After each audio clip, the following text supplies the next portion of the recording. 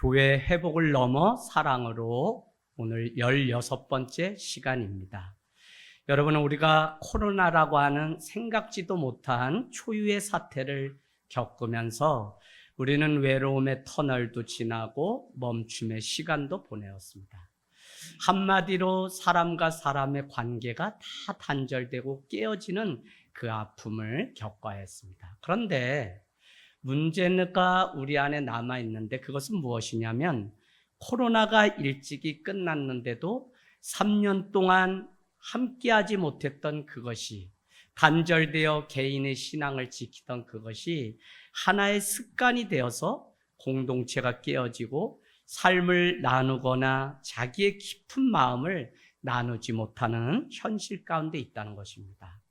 그나마 하늘땅 교회는 개척 때부터 예배와 소그룹이라고 하는 이 두 가지를 잘 지켜서 코로나 기간에도 서로의 안부와 안위를 묻는 훈련이 되었기 때문에 관계의 유연성이 이 정도 그나마 회복된 것이지, 많은 사람들은 그것이 습관이 되어 더 이상 만남과 관계를 멀리한다는 것입니다. 그런 때에 우리가 주님 앞에 던져야 되는 중요한 질문이 있는데, 그것은 교회란 무엇이고 우리가 드리고 있는 예배란 무엇인가라고 하는 것입니다. 마치 많은 사람들은 예배가 하나님의 말씀만 들으면 된다라고 생각한다는 거죠. 아니면 어떤 사람은 날마다 모여서 사랑의 떡을 떼면 된다라고 생각합니다. 여러분이 생각하시기에 교회는 무엇이고 예배는 무엇입니까? 앞서서 말씀드린 이 두 가지가 다 있어야만 우리는 균형적인 신앙생활을 할 수 있습니다. 세상의 많은 단체들은 이익 때문에 모였다 흩어지면 그만이지만, 교회라고 하는 신앙 공동체는 날마다 말씀 앞에 세워지는 동시에 지체와 지체가 모여서 서로 거룩한 입맞춤을 했던 것이 바로 초대 교회의 시작입니다. 또 말씀을 전함같이 얼마나 이 교회가 잘 세워지고 건강해서 걸어가고 있는지 궁금했을까요? 오늘 사도 바울은 우리가 복음을 전하다 메인자가 되고 옥에 갇혀서 예수 그리스도를 위하여 갇힌 자 된 바울입니다. 그럼에도 불구하고 그는 다시 말씀을 전하는 한 통의 편지를 전하고 있습니다. 여러분, 에베소서 1장에서 3장까지는 신학적 교리에 해당하는 부분이에요. 그런가 하면 사도 바울은 늘 뒷부분, 후반부는 실천편을 어느 복음서든지 전하고 있습니다. 그래서 4장에서 6장까지는 그 교리, 진리에 맞는 실천 부분이 있어요. 그런데 오늘 이 3장이 그렇게 끝이 날 텐데 3장을 보니까 기도의 내용으로 신학적 교리를, 무엇이 교회이며 무엇이 예배인지를, 성도가 어떻게 사는 것이 영광인지를 우리에게 드러내기 위해서 마지막 기도하는 장면이 수록되어 있다는 것입니다. 여러분은 오늘 교회를 위해 무엇을 기도하고 있습니까? 교회의 기도가 중요한 것은 교회 시작은 마가의 다락방에 모여있던 120명의 사람들이 흩어지지 않고 기도하다 오순절 성령이 임하면서 마태복음에서 약속하셨던 그 교회가 시작되는 것을 우리는 알 수 있습니다. 그런가 하면 교회는 우리가 잘 아는 것처럼 겟세마네 동산에서 주님의 뜻을 이루기 위해서 예수님은 마지막 그 순간에도 기도하였다는 것을 알 수 있죠.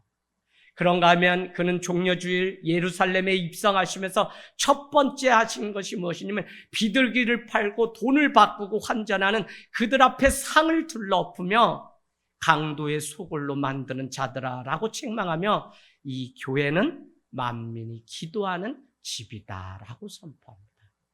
여러분, 교회는 처음부터 끝까지 기도가 있을 때 교회고, 그 기도가 떨어지지 않을 때 교회 안에 은혜의 샘물이 날마다 흐르는 것을 우리는 알 수 있어요. 제가 제 인생 가운데도 가장 풍성한 것이 무엇이냐면 기도하는 삶입니다. 개척하고 열심히 하는 열심 기도회라고 만들어서 2년 동안 건물이 없고 가정에서 빈창고에서 예배하던 때에 저기 평택이나 야망리에 나가서 밤이면 기도를 했던 시간이 생각나요. 지금도 기도가 부족하면 여기서 기도를 마치고 또 눈뜨게 나가서 열심히 기도회를 더하고 갈 때가 있습니다. 어쨌거나 제 삶에 가장 하나님 앞에 드릴 수 있는 겸손이 기도였어요. 성도가 주님을 가장 복되게 예배하는 그 일이 기도였습니다. 내 마음을 청소하고 내 안에 오신 하나님의 그 약속을 누리는 시간이 바로 기도 없이는 되지 않는다는 사실을 알게 되었습니다. 오늘을 살아가면서 성도의 흔들림과 불분명한 불확실한 시대에 분명한 복음이 전해져도 그 분명한 복음 가운데 살지 못하는 이유는 기도가 메말랐기 때문이라는 사실이에요. 오늘 사도 바울은 에베소 교회, 남은 그들에게 초대교회 핍박 가운데 있는 그들에게 기도를 무엇을 위해서 기도해야 될지 오늘 우리에게 가르쳐주고 있습니다. 여러분, 머리로 계산하는 그 자기 인생 말고 정말 주님 앞에 무릎을 꿇고 손을 모으는 그 기도, 내 인생 가운데 찾아온 위기 앞에서만 구하는 그 기도 말고 정작 다른 사람을 위해 기꺼이 내 자신을 드리는 그 기도가 우리 안에 필요합니다. 오늘날 교회라고 하는 곳이 사단에 잠식되어 버린 그 이유는 무엇이냐면 성도와 성도 안에 기도의 끈이 끊어져서 그 사이를 사단이 차지하고 많은 영역 가운데 빠져 있다는 거예요. 여러분, 우리가 이 교회 안에 있지만 교회라고 하는 이 안에도 사단의 영역이 지배하는 이유는 무엇이냐면 바로 기도가 그 자리 간극을 채우지 못하기 때문에 내가 드릴 수 있는 가장 겸손한 고백이 기도예요. 무릎을 꿇고 기도하는 그 부모의 기도를 보고 기도하는 그것이 얼마나 중요한지. 그런 면에서 여러분은 지금 교회를 위해서 무엇을 기도하고 있습니까? 개척하고 가장 유익이 되었던 것이 기도이며 지금도 기도가 없었다면 이 하늘 땅 교회가 존재나 할 수 있을까라고 하는 생각이 듭니다. 그런 면에서 기도는 한 사람의 정신이며 기도의 내용은 교회와 신앙생활을 하고 있는 성도의 정체성이 무엇인지를 보여줘요.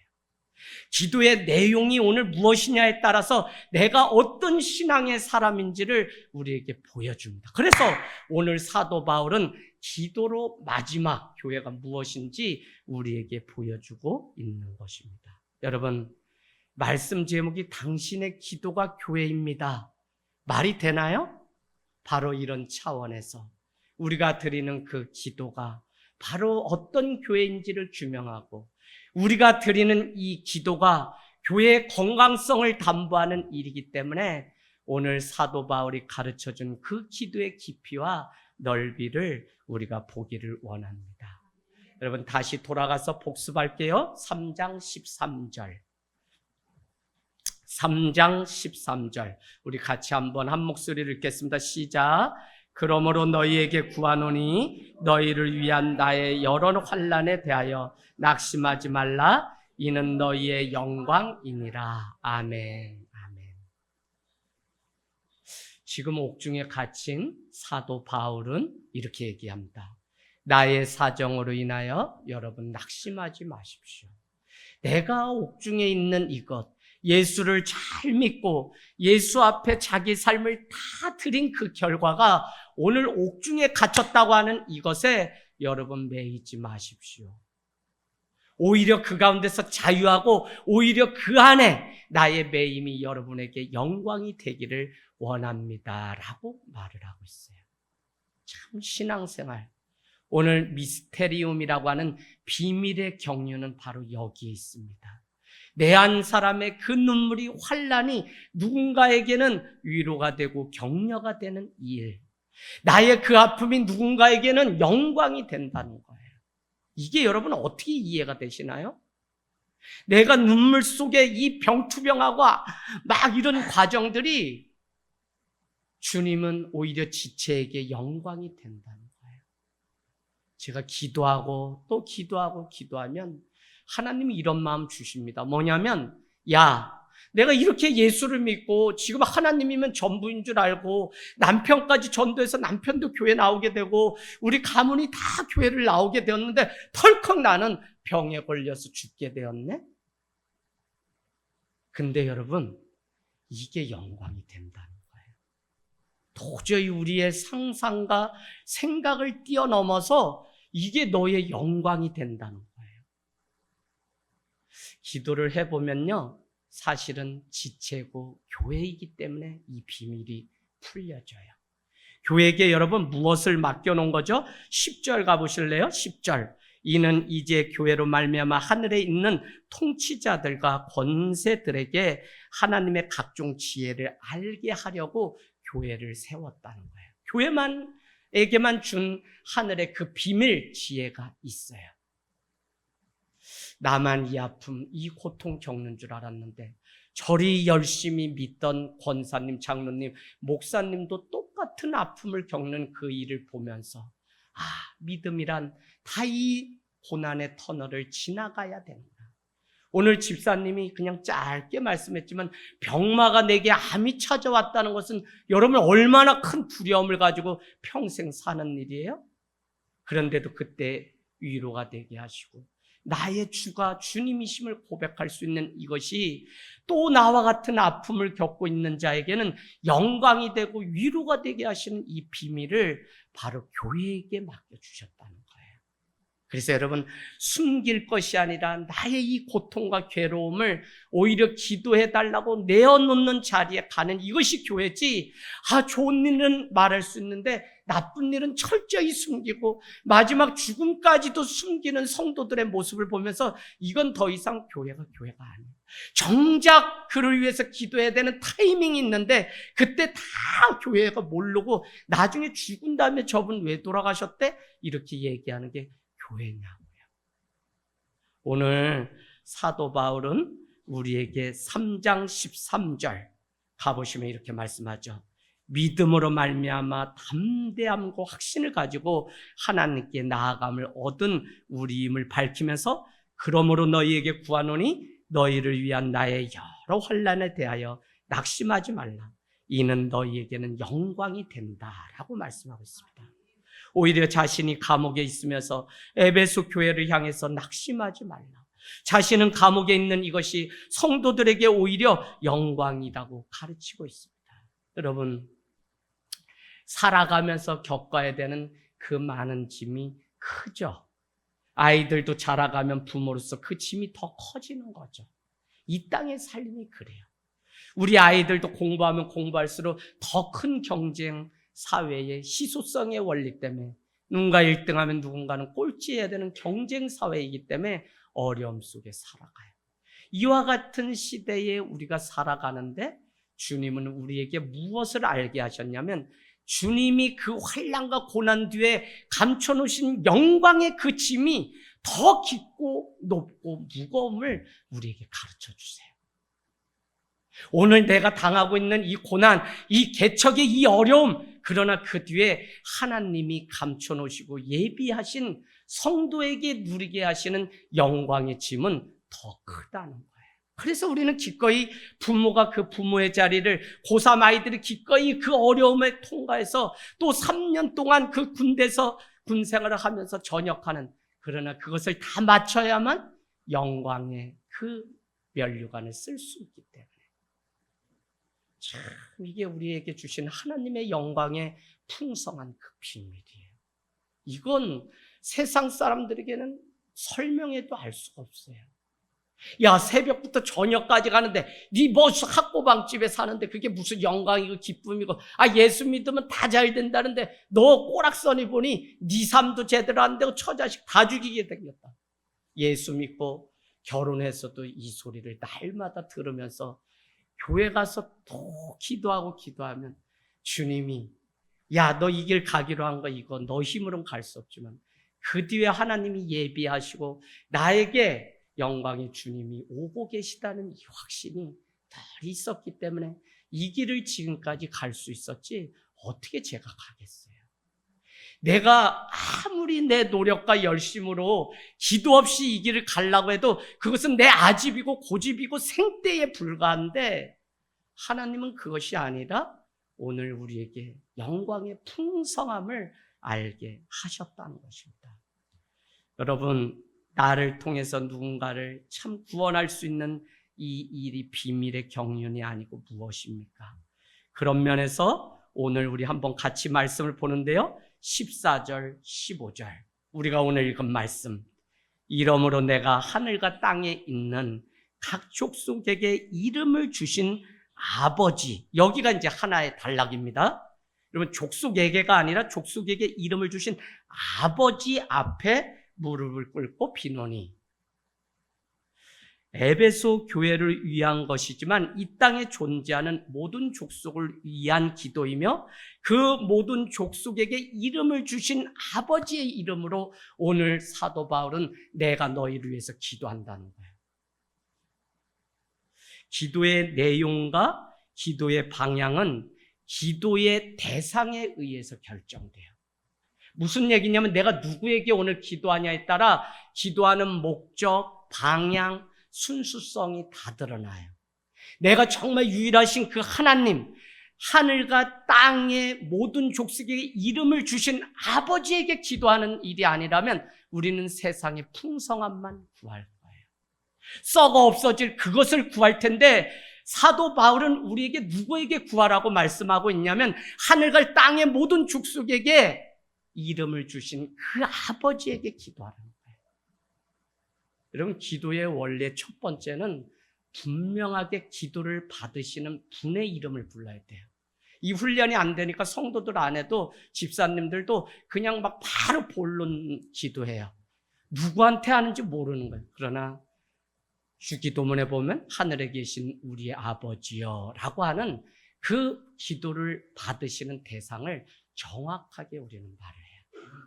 오늘 그분이 우리의 유일한 대상이기 때문에 기도의 내용과 기도의 방향이 달라져요. 삼신 할머니한테 기도 빈다. 그럼 뭐 비나이다 이러면서 손끈 없어지도록 하면 되죠.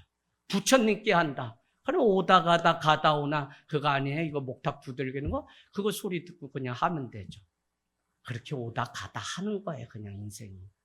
그런데 하늘과 땅의 모든 족속에게 이름을 주신 하나님께 오늘 무릎을 꿇고 기도하는 그게 분명하다면 우리는 그 믿음이 벌써 다른 것이고, 그 믿음 가운데 하나님을 향한 믿음을 드리는 것이 기도라고 하는 사실을 우리는 깨닫게 됩니다. 여러분, 기도가 그렇잖아요. 기도의 내용이 뭐냐면 하늘과 땅에 그 어떤 것도 제한이 되지 않아요. 왜? 하늘과 땅의 모든 족속을 만드신 분이 하나님이시기 때문에 그래요. 그런데 기도의 본질은 무엇이냐면 아버지와 자녀의 영적인 호흡이고 대화가 기도예요.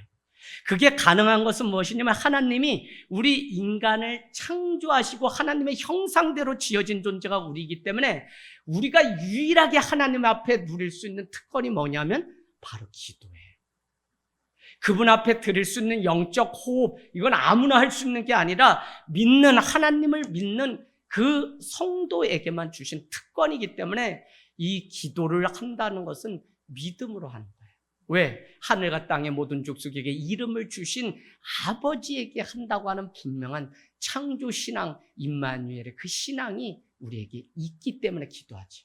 이게 분명하지 않으면 기도하다 마는 거지, 오다 가다 마는 거지 우리가 기도할 수 있어요? 그대로 기도해요. 자, 교회를 위해서 여러분은 무엇을 기도하고 있습니까? 권사님, 교회를 위해서 무엇을 기도하고 계세요? 이재학 목사님도 부자가 되도록.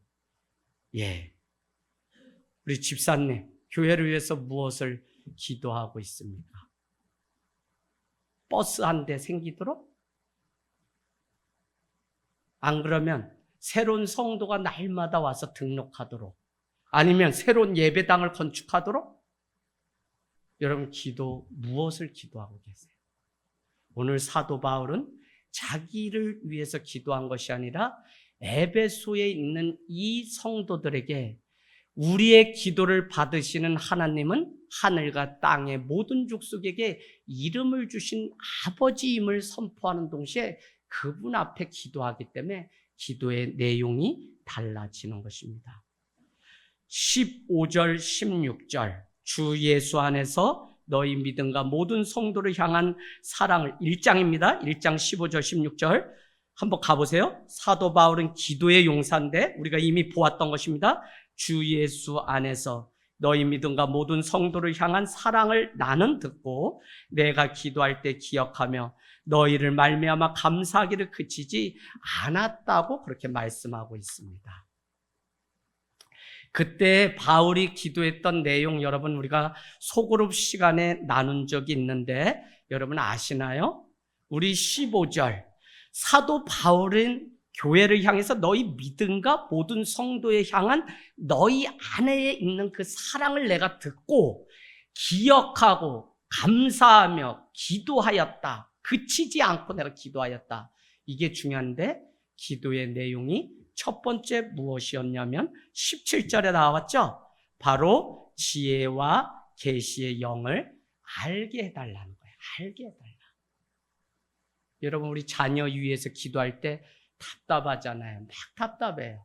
일부 예배도 세네 가정이 오다 보니까 애랑 막 눈에서 레이저 나오고 일부 예배 와서 막 사모해서 어떻게든지 드리려고 나왔는데도 벌써 뭐 예배 막 중간중간 얼마 제가 막 박수 그만 하시라고 박수 쳐도 애랑 뭐 휴지 막 던지고 난리 났어요. 일부 예배는 영적 전쟁이 여러분 한번 보시고 싶으신 분은 한번 일부 예배 와보세요. 저 맨정신으로 못해요. 다 졸고 자고 막 이런 거 흔들어 깨우면서 하는 거지.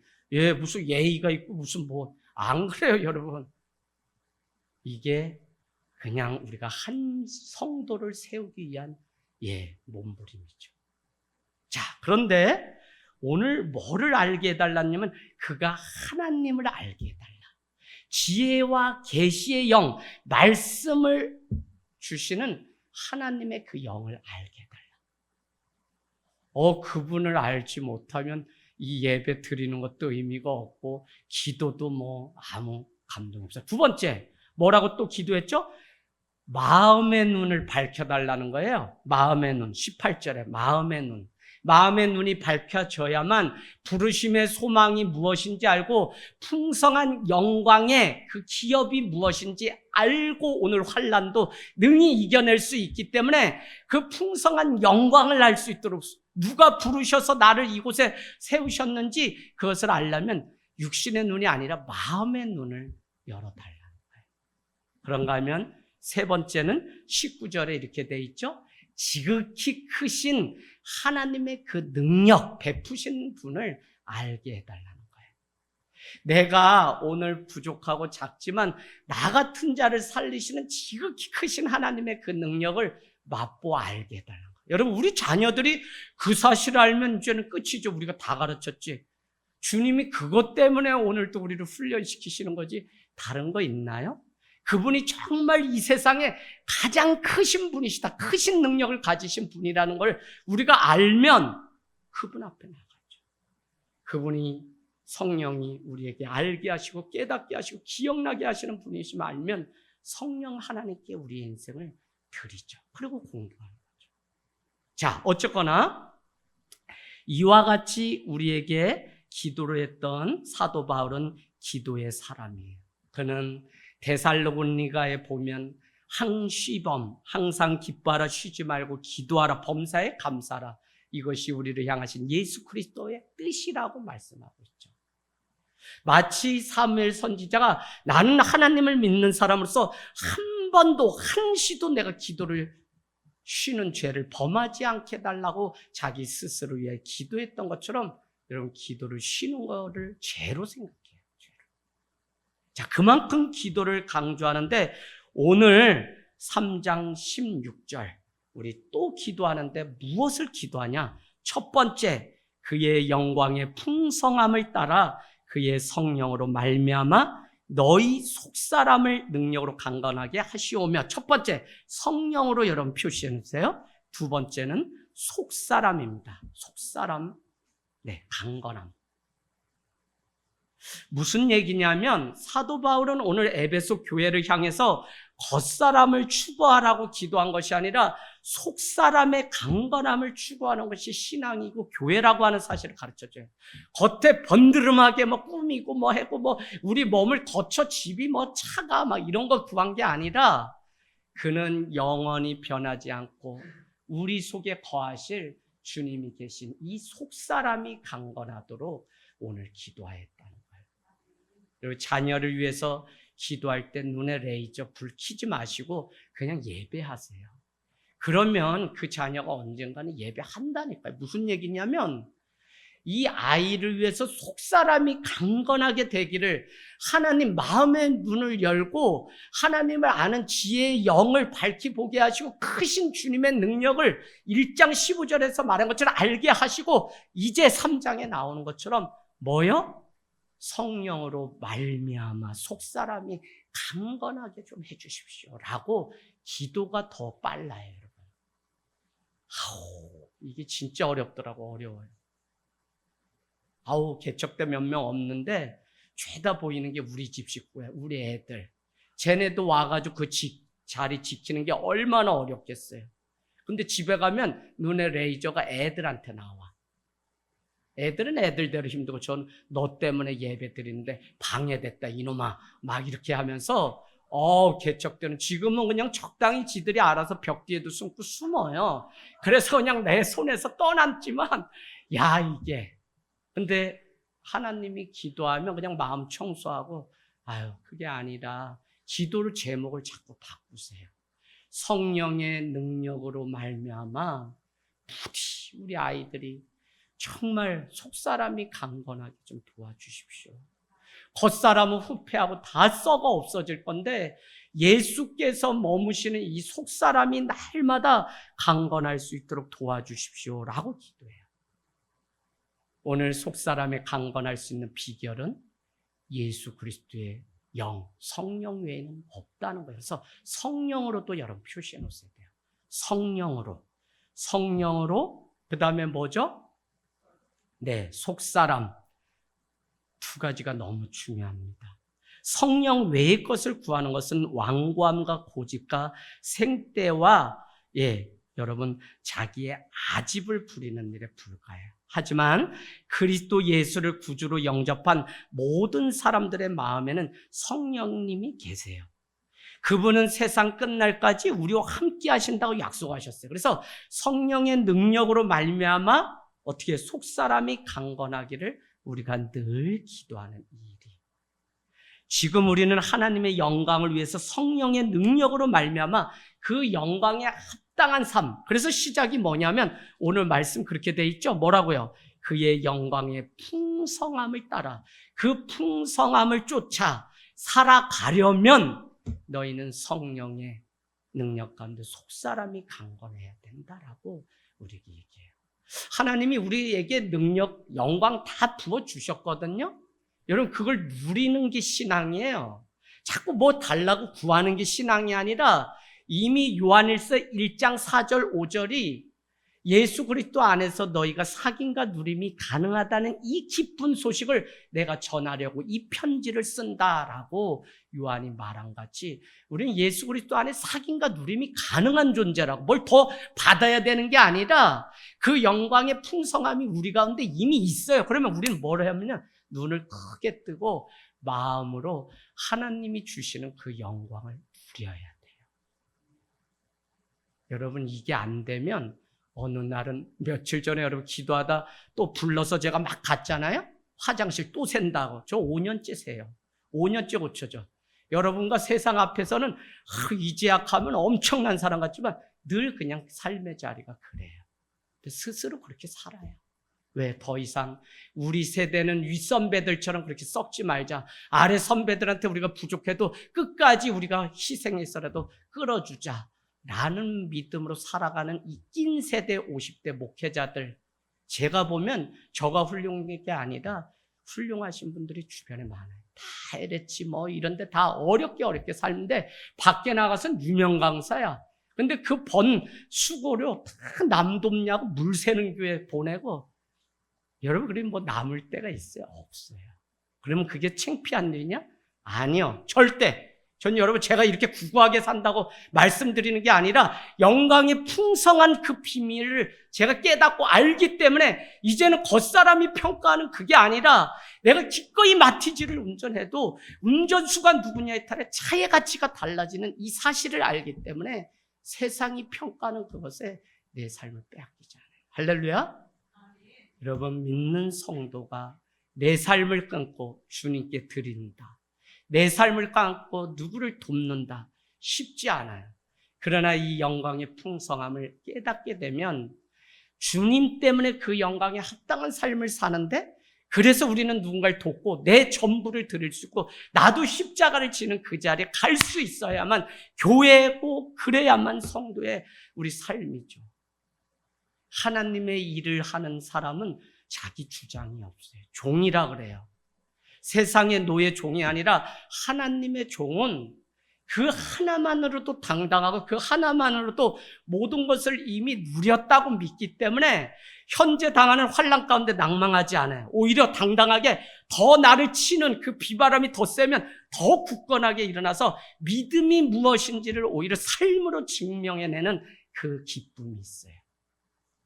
저는 여러분 삶 가운데 환난이 있고 고난이 있고 어려움이 있다면 성령으로 말미암아 속사람의 능력이 강건해져서 세상 끝날까지 우리와 함께 하시는 그 영광의 풍성함을 누리고 간증하는 여러분이 되기를 원합니다. 자, 17절 갈게요. 17절 상반절 두 번째 기도. 하나님의 영광에 부합한 삶을 살기 위해서 필요한 내용을 우리에게 가르쳐 주는데, 이번에는 믿음으로 말미암아 그리스도께서 너희 마음에 계시게 하시었고, 믿음으로 이번엔 표시해요. 아까는 성령으로 했다면 이번엔 믿음으로 해요. 믿음으로 표시해 놓으세요, 여러분. 믿음으로 말미암아 예수 그리스도가 우리 안에 거하게 해달라고 기도해요. 에베소 교회를 향해 성도를 위해 기도할 때 제발 믿음으로 말미암아 예수 그리스도가 우리의 자녀에게, 우리의 성도에게 임하게 해달라고 기도하는 이 사도 바울. 그럼 믿음으로 구원받았죠? 우리가 어떻게 구원받았다 그랬어요? 그럼 저기 한번 가보세요. 예, 믿음. 자꾸 복습해야 돼. 2장 4절로 가세요. 우리를 구원하신 이유는 긍휼이 풍성하신 하나님이시기 때문에 우리를 구원하시기로 작정하신 거예요. 긍휼, 컴패션, 불쌍해요. 2장 4절. 그러면 구원하는 방법은 뭐라 그랬어요? 구원하면 일으키고 안치고 하는 거잖아요. 우리가 살리시고. 그래서 5절, 6절, 2장 5절, 6절 살리셨고 일으키고 안치시는 게 우리를 살리는 건데, 그 일을 위해서 8절에 뭐라 그래요? 은혜에 의해서 믿음으로 구원하는 거예요. 믿음으로. 우리에게 아무 자격이 없음을 가르쳐주기 위해서, 너희의 공로가 아님을 알기 위해서 주님은 은혜로 말미암아 우리에게 믿음을 주시고 그 믿음으로 우리를 구원받게 해요. 그러면 그 구원하신 이유가 뭐라 그랬어요? 이렇게 되어 있죠? 뭐요? 9절, 행위에서 난 것이 아니니 이는 누구든지 자랑하지 못하게 하려 하심이라. 우리는 그가 만드신 바라 그리스도 예수 안에서 선한 일을 위하여 지으심을 받은 자니 이 일은 하나님 전에 예비하사 우리로 그 가운데서 행하게 하려 하심이라. 그 가운데서 드러내게 하려 하심이라. 우리를 구원하신 이유는 예수 그리스도의 영광을 세상 가운데 드러내게 하시려고 우리를 구원해 주셨어요. 그게 아니면 우리는 구원 얻은 이유가 없죠. 지금도 우리를 성도라고 부르시고 우리를 뭐라 그러죠? 1장 1절 가보세요. 1장 1절. 이 편지는 분명히 하나님의 뜻으로 말미암아 그리스도 예수의 사도된 바울이 편지 쓴 건데, 그는 뭐라고 얘기하냐면 에베소에 있는 성도들, 이퀄 같은 의미가 그리스도 예수 안에 있는 신실한 자들. 매일 무너지고 매일 세상이 더 노래방 가면 점수 90점만 넘어도 그치 막 기쁜데, 모의고사 끝나고 이거 육모 끝나고 가서 90점 넘었니? 예, 누구라고 묻지 않겠어요? 네, 우리 집 아들도 있기 때문에 물을 수가 없어요. 그거 그렇게 기뻐. 막 오늘 막 100점 막 4개 했다 그러고. 근데 그 기쁨이 아니라 여러분 그리스도의 영광을 드러내게 하시려고 우리를 자녀 삼으시고 구원해 주셨다는 것입니다. 참 이것이 얼마나 우리 가운데 놀라운 은혜인지. 그런데 여러분 오늘 다시 말씀 들어오면 15절 16절 뭐라고요? 믿음으로 말미암아 그리스도께서 너희 가운데 계시옵고. 이게 기도예요. 오늘 사도 바울의 믿음으로 말미암아, 먼저는 믿음으로 말미암아 살아야만 우리 안에 예수 그리스도가 계심을 우리가 보고 인정할 수 있어요. 믿음이 엄청 중요해요. 교회는 왜 믿음 신앙 매일 얘기하냐면 사람들이 친구를 믿어요. 그걸 뭐라 그래요? 우정이라 그래요. 사업 파트너 믿어요. 뭐라 해요? 신뢰관계라 그래요. 그러나 신앙은 뭐냐면 하나님과 나의 관계예요. 이게 믿음이에요. 다른 거 여기에 불순물 낄 수 없어요. 뭐 때문에 믿고 안 믿고 할 수 없다고요. 오직 그분이 나를 창조하시고 구원하시고 아들 예수 그리스도를 보내서 나를 구원하신 그것 때문에 우리가 믿는 거예요. 너희가 이 땅에서 믿으면 죽었어도 하나님의 영광을 보리라. 죽은 나사로에게 하신 말씀이에요. 그를 살리고는 그 공동체에게 하신 말씀이에요. 여기서 믿으면 죽었어도 주의 영광을 보는 거예요. 이게 얼마나 놀라운 하나님의 비밀인지 우리가 알아요. 자, 우리의 머리, 지식, 정보의 형태에 거하는 그것은 온전한 것이 아니고 전인격적으로 예수님이 우리의 마음속에 계셔야 돼요. 사도 바울은 그냥 허상으로 믿으라는 것이 아니라 예수 그리스도가 믿음으로 말미암아 우리 성도, 에베소에 있는 성도 한 사람 한 사람 10년 가운데 거하시기를 오늘 기도하고 있어요. 저는 하늘 땅 교회가 기도해야 되는 수준이 무엇이냐면 우리 성도 한 사람, 지체 한 사람, 우리 자녀 한 사람 한 사람 안에 믿음으로 말미암아 예수 그리스도가 우리 딸 안에, 우리 아들 안에 거하는 삶을 살게 해달라고 기도하는 이게 성도가 할 수 있는 최고의 축복이 무엇이냐면 우리 집사님 안에, 우리 권사님 안에 죽을 때까지 예수 그리스도가 그 안에 믿음으로 말미암아 거하는 삶이 되도록. 이게 여러분 성도가 지체를 위해서 기도할 수 있는 중보기도의 가장 놀라운 파워가 뭐냐면 축복이기 때문에 그래요. 그를 위해서 기도한다는 이게 얼마나, 나가 뭔데 아무것도 아니잖아요. 그런데도 아픈 환우를 위해서, 누구를 위해서. 여러분 한 주 얼마나 많은 일이 있게요. 베델교회 개척 나가셨죠. 송재성 목사님. 아침 새벽에 전화 왔어요. 어머니가 암이 발견된 지 한 달 만에, 말기암인데 한 달 만에 호스피스 병원 성빈센트 입원하셨다. 목사님 와주세요. 목사님이 하시면 안 되나요? 이럴 수 있죠? 안 그래요. 한 믿음의 멍에를 메고 그래서 마음 단단히 먹고 그곳에서 밤낮을 호스피스 병동에서 마지막을 기다리며 기도하는데 몇 번 이렇게 얘기했더니 들으시고 눈이 또릿또릿해요. 이거 잘못 임종 예배 드렸다간 그분이 10년 더 사세요. 그래서 제가 목사님 아직은 제가 1년에 54명 장례식 치러봤는데 아직은요 사람 생명이 길어요. 아직은 더 사실 수 있거든요. 그 대신 제가 목사님이 하늘 땅 교회 주관으로 해달라니까 제가 준비는 하고 있을게요. 더 사실 거예요. 제가 이번 한 주 휴가 가야 되는데 기다려 주셔야지. 또 그동안 목사 돼가지고 부목사 때 학교 가면 장례식 났다 해서 가고가 1년 여러분 절반도 학교를 못 다니는 한이 있어요. 왜 내 교구는 1,500명은 내가 가서 해야 되는데 요 조그만 교회도 막 그냥 바쁜데 1,500명 한 교구 1년 54명 뭐 장례식 치르는 게 장례식 설교 400번 이상이 그게 그냥 그렇게 되는 거예요.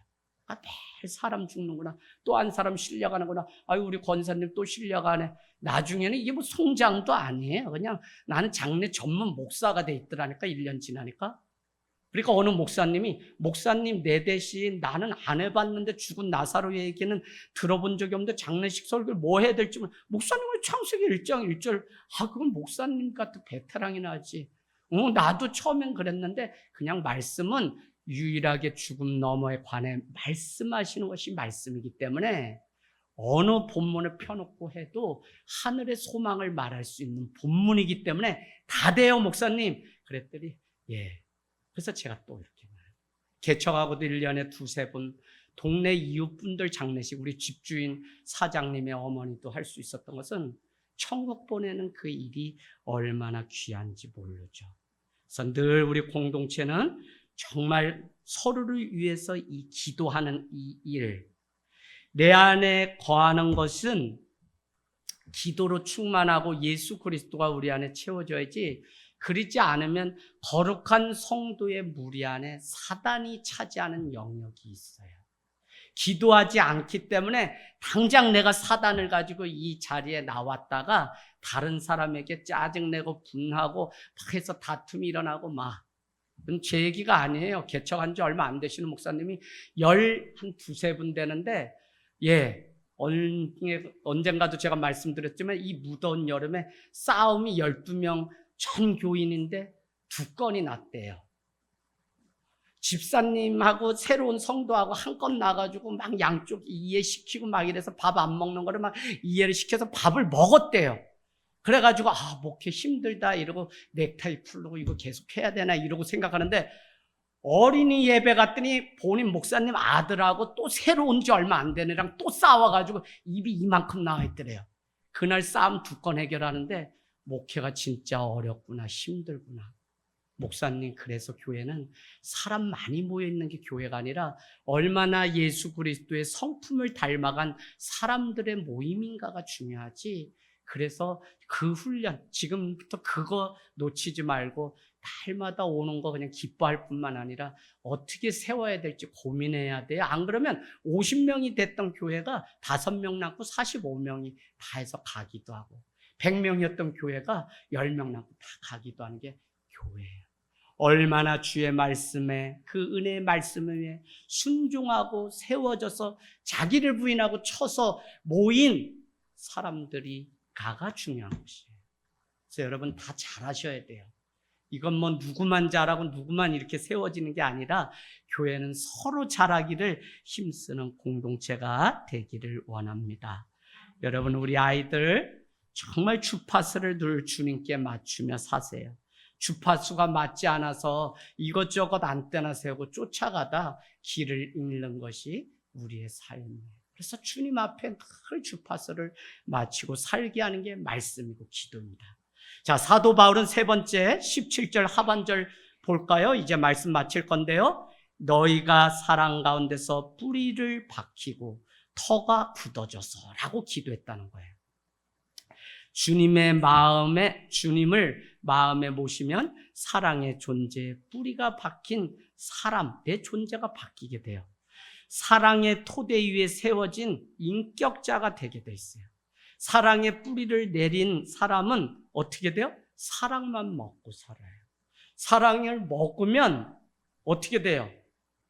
이웃에게 이 사랑을 나누고 하나님께 받은 사랑을 받아서 이웃에게 나누는 이 삶을 살게 돼 있어요. 그래서 교회가 교회되게 하는 데는 사랑이 얼마나 중요한지 몰라요. 여러분, 초대 교회에 2가지의 이단이 있었어요. 첫 번째는 율법주의예요. 2번째는 도덕 폐기론자들이에요. 율법주의는 모세오경을 비롯한 이 말씀이 있는데 이것을 자기들의 독점물로 여기고 그냥 이것이 하나의 기준이 되어서 이것이 되면 교인, 그렇지 않으면 안 되는 이런 판단 기준이 되었어요. 그러다 보니까 바리새인과 같은 율법주의자들이 나오게 되었어요. 사랑이 없는 증거죠. 2번째, 도덕 폐기론자들은 하나님을 믿으면 그 아들로 인해서 구원을 받는데 이제부터는 삶에 대해서는 문제 신경 안 써도 사람 죽여도 내가 구원받는다. 그래서 여러분, 고린도 전후서를 연구를 해보면 뭐가 성행했냐면 돈을 거래하고 또 성매매가 교회 안에 있었어요. 그러면서도 우리는 이미 구원받았기 때문에 더 이상 삶의 문제가 되지 않는다고 생각하니까 교회가 완전히 세상만도 못한 썩고 썩은 곳이 된 곳이 바로 초대교회. 뭐예요? 이웃을 향한 사랑이 없기 때문에 자기는 도덕과 윤리를 지키지 않아도 되는 것처럼 그렇게 생각해요. 여러분, 이 2가지가 오늘날에도 계속 우리 가운데, 신앙생활 가운데 내가 믿음을 너무 강조한 나머지 사랑이 없기 때문에 그 사람들을 정죄하게 돼요. 내가 너무 주님을 사랑한 나머지 더 이상 나는 그냥 공중에 떠서 초막셋을 짓는 삶이기 때문에 더 이상 도덕 윤리가 필요 없다고 생각하면 사람들에게 가장 가까운 아내에게, 남편에게 함부로 말하고 매질하고 마음에 상처를 주는 일이 있어요. 이게 이단들이 가르쳤던 거예요. 그러나 사도 바울은 내가 전하는 복음 외에 다른 것을 전하면 너희는 구원받지 못한다고 말을 했다는 것입니다. 여러분, 다음 주부터 우리가 계속적으로 나누겠지만 그리스도의 사랑을 알고 그 사랑의 깊이, 높이, 넓이, 길이를 우리가 알아야만 우리는 돼요. 그러고 보니까 오늘 사도 바울이 기도했던 내용은 무엇이죠? 믿음, 소망, 사랑이에요. 사랑을 알고 터 위에 세워지고, 소망은 우리가 오늘 기도하는 이것이 그대로 이루어질 것을 믿는 그 소망, 성령으로 말미암아 속사람이 강건해질 것을 믿는 그 소망이 그들에게 있었어요. 그런가 하면 믿음으로 말미암아 예수 그리스도가 우리 안에 계시게 하옵소서라고 하는 믿음. 그래서 믿음, 소망, 사랑을 놓고 날마다 기도하는 이 일이 얼마나 중요한지 모릅니다. 여러분, 한 주 여러분의 삶의 자리에 기도가 모이고 또 공동체로 모여서 함께 기도하고 또 서로의 지체의 아픔을 놓고 함께 기도하는 성숙함이 우리 안에 있기를 주님의 이름으로 축복합니다. 아멘.